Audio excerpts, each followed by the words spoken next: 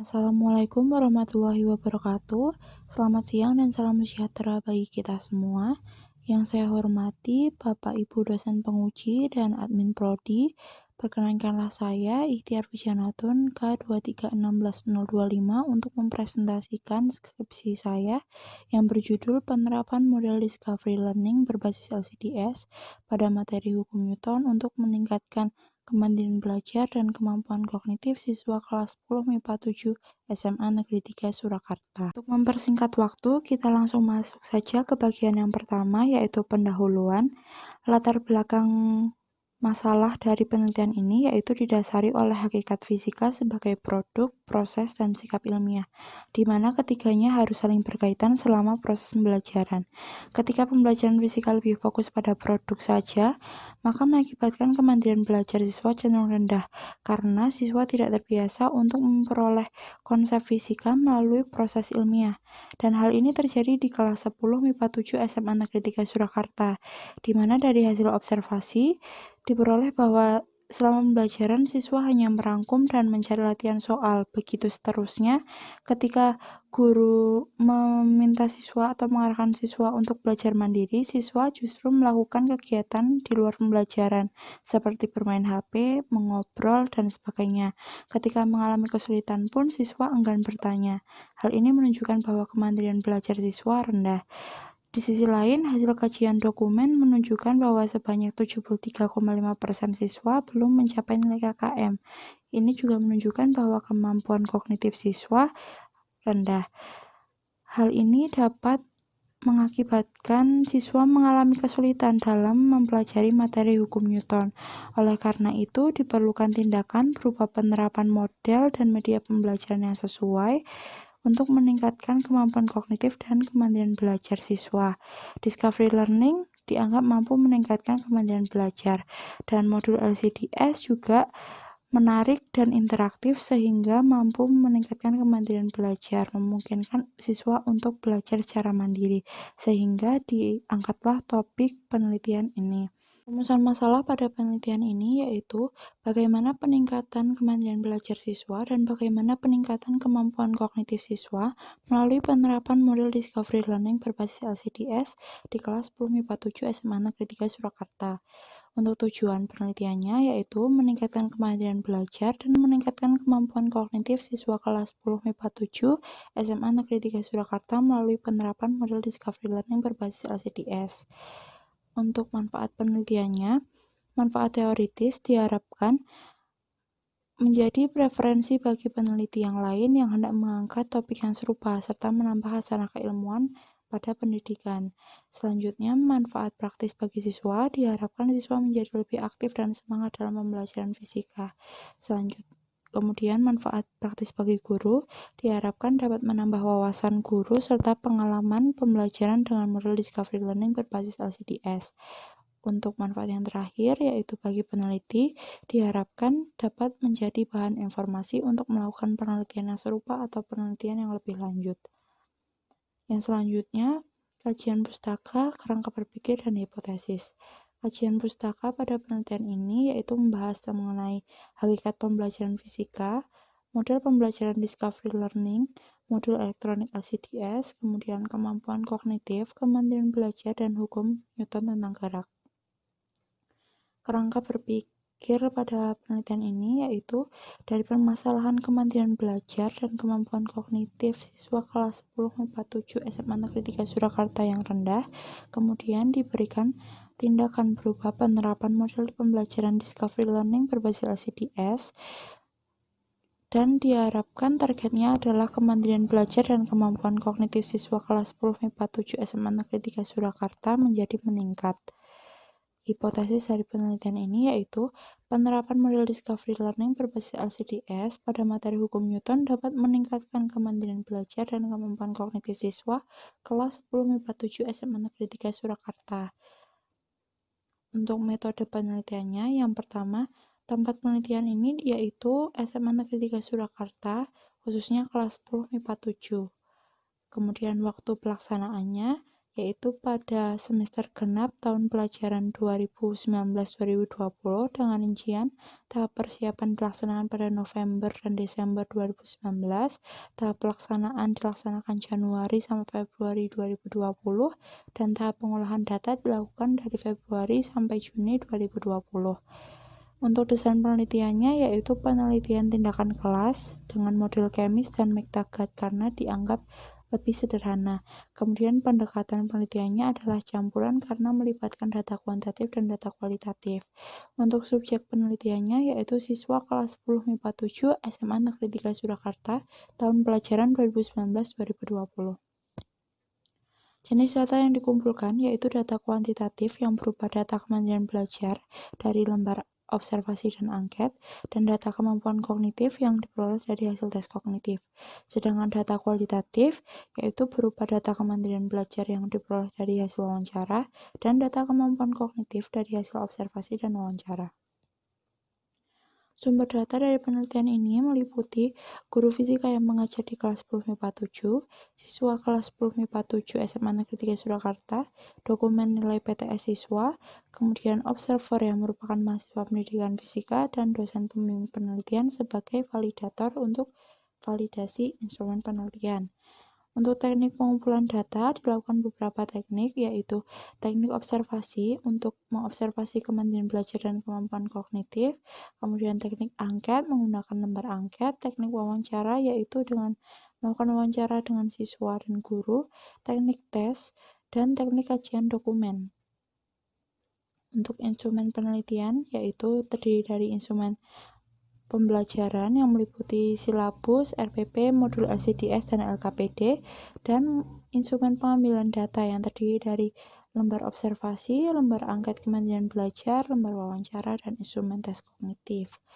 Untuk teknik uji validitas data dilakukan dengan dua cara, yaitu yang pertama dengan penyamaan persepsi pengamat, yaitu dengan menyamakan persepsi mengenai lembar observasi dan penilaian pada lembar observasi terhadap pengamat. Kemudian triangulasi data dengan menggunakan triangulasi teknik, di mana data kemandirian belajar ditriangulasi dari teknik observasi, angket, dan wawancara. Sedangkan data kognitif diperoleh data utama hasil tes, kemudian ditriangulasi dengan observasi dan wawancara. Untuk teknik analisis data dilakukan dengan dua cara, yaitu secara kualitatif dan kuantitatif. Untuk kualitatif dilakukan sesuai dengan model analisis data Sugiono pada tahun 2013, yaitu terdiri dari pengumpulan data, kemudian reduksi data, sajian data, dan pengambilan kesimpulan. Dan sedangkan untuk kuantitatifnya yaitu dengan beberapa rumus berikut untuk hasil tes kemampuan kognitif siswa dengan mengacu pada persamaan dari Mulyasa tahun 2020.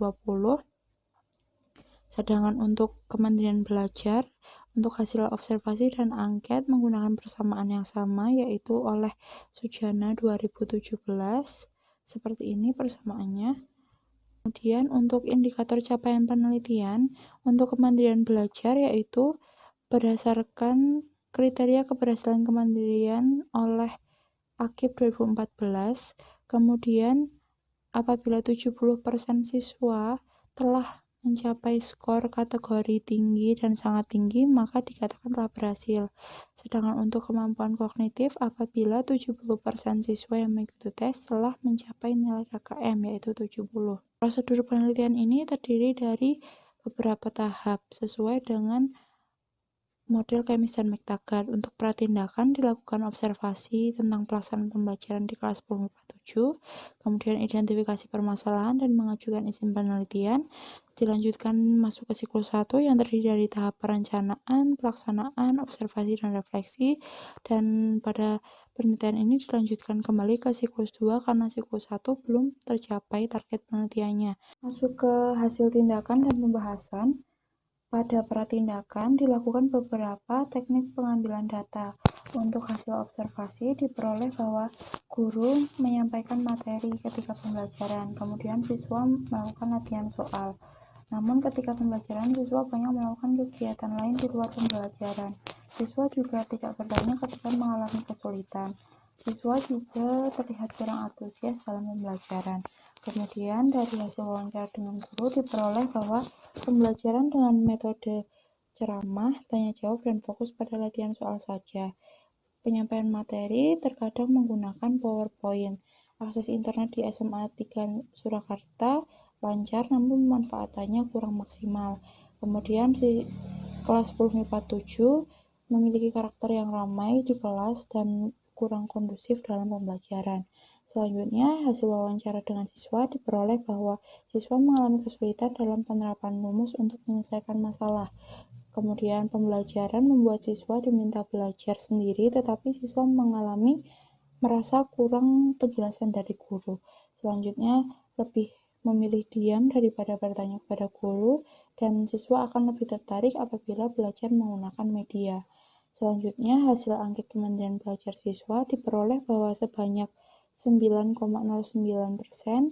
berada pada kategori sangat tinggi dan 24,24% siswa berada pada kategori kemandiran tinggi. Sedangkan hasil kajian dokumen berupa nilai PTS kelas 10 MIPA 7 diperoleh bahwa sebanyak 26,47% siswa tuntas dan sisanya belum tuntas.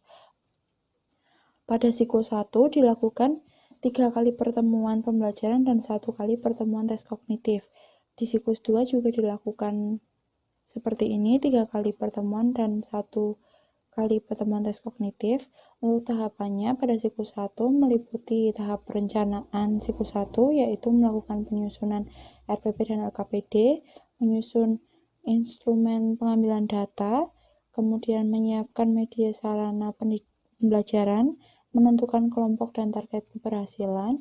Untuk kelompok pada siklus 1 terdiri dari 6 kelompok, di mana setiap kelompok terdiri dari 5-6 orang siswa. Kemudian memilih pengamat atau observer.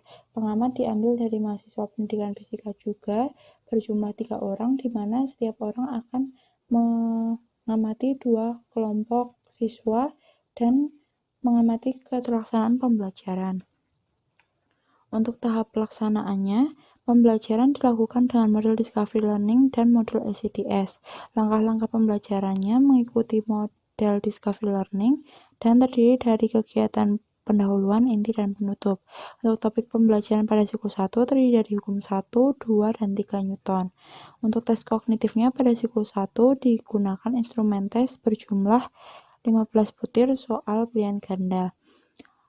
Pada tahap observasi siklus 1 diperoleh beberapa data, yaitu yang pertama data observasi Kementerian Belajar, bahwa sebanyak 54,54% siswa berada pada kategori Kementerian Belajar tinggi dan sangat tinggi. Hal ini didukung dengan hasil angket bahwa sebanyak 51% siswa mencapai kategori tinggi dan sangat tinggi.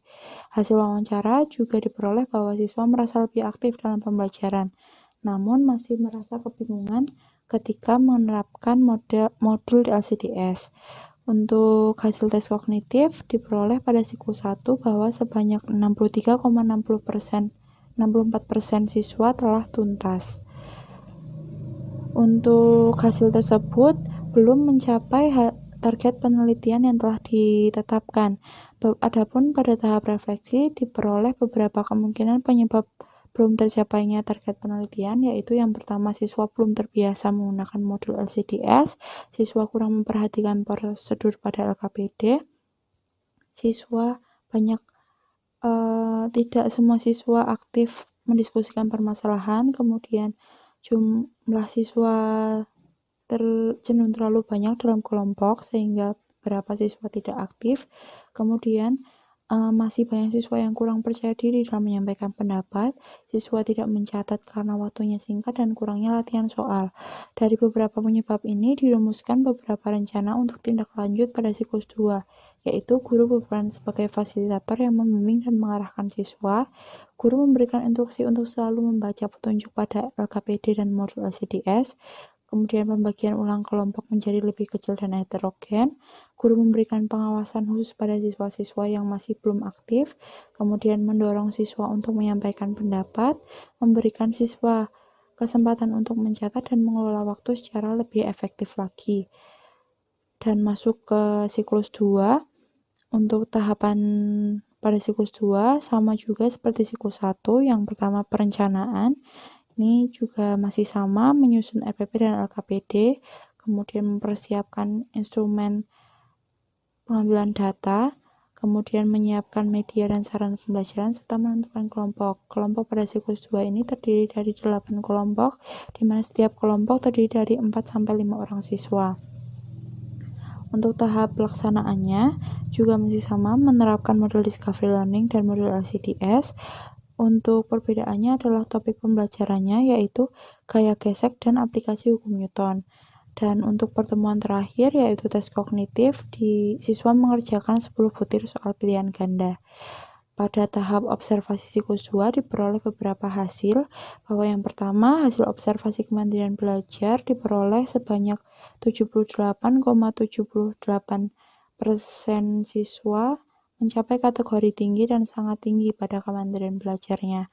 Hal ini didukung oleh hasil angket bahwa sebanyak 76% siswa mencapai kategori tinggi dan sangat tinggi. Dan hasil wawancara juga diperoleh bahwa siswa merasa lebih aktif dan tertarik dalam pembelajaran fisika, serta dapat lebih mudah memahami isi modul LCDS. Untuk hasil tes kognitifnya diperoleh bahwa 90,91% siswa telah tuntas untuk kemampuan kognitifnya. Hasil-hasil ini telah mencapai target penelitian yang telah ditentukan pada awal, sehingga pada penelitian siklus 2 ini targetnya telah tercapai dan dihentikan pada siklus 2.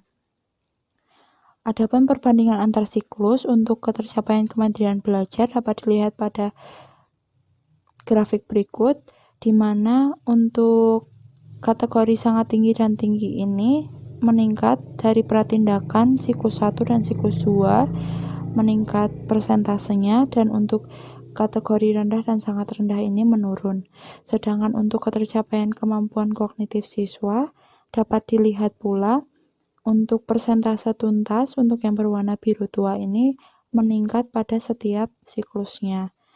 Untuk pembahasannya, penelitian tindakan kelas telah dilaksanakan di kelas 10 MIPA 7 SMA Negeri 3 Surakarta dengan penerapan model Discovery Learning berbasis LCDS. Penelitian tindakan kelas dilaksanakan dalam 2 siklus, dan tahap pembelajarannya yaitu siswa diberikan stimulasi berupa fenomena yang berkaitan, kemudian siswa melakukan penyelidikan terkait konsep fisika dengan memanfaatkan modul LCDS, mengikuti instruksi yang terdapat pada modul dan LKPD, melengkapi LKPD, kemudian guru sebagai fasilitator mengawasi dan membimbing siswa selama proses penyelidikan, kemudian pada akhir pembelajaran siswa menyampaikan hasil diskusinya, sedangkan guru juga memberikan penguatan terkait konsep yang sedang dibahas. Untuk hasil analisis datanya diperoleh untuk kemandirian belajar memperlihatkan adanya peningkatan pada setiap siklusnya. Kemudian peningkatan pada aspek kemandirian belajar siswa ini dapat dideskripsikan sebagai berikut. Untuk aspek personal attributes, siswa memiliki motivasi belajar yang meningkat. Kemudian siswa lebih antusias ketika pembelajaran dalam modul LCDS, siswa segera menyelesaikan tugas tepat waktu, siswa aktif berdiskusi dan fokus dalam menyelesaikan permasalahan yang dihadapi, dan siswa berdiskusi dengan memanfaatkan modul LKPD serta sumber yang lainnya. Untuk aspek proses, dapat dilihat bahwa siswa segera menyiapkan buku, alat tulis, dan modul LCDS ketika pembelajaran dimulai. Kemudian siswa bertanya ketika mengalami kesulitan, siswa berani dan antusias untuk mengungkapkan pendapat, siswa bersemangat ketika diminta mempresentasikan hasil diskusinya, dan siswa juga membuat catatan mengenai hal-hal penting dan latihan soal yang telah dibahas. Untuk aspek learning context, dapat dideskripsikan bahwa siswa dapat memahami isi modul dan LKPD sebelum disampaikan oleh guru. Siswa dapat membaca dan memahami perintah pada modul dan LKPD dan dapat mengikuti instruksi yang terdapat di dalam modulnya. Sedangkan untuk hasil tes kognitif juga menunjukkan adanya peningkatan pada setiap siklusnya.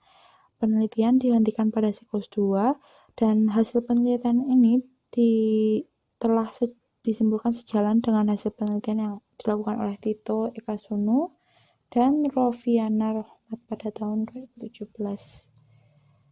Untuk kesimpulannya adalah penerapan model discovery learning berbasis LCDS pada materi hukum Newton dapat meningkatkan kemandirian belajar dan kemampuan kognitif siswa kelas 10 MIPA 7 SMA Negeri 3 Surakarta.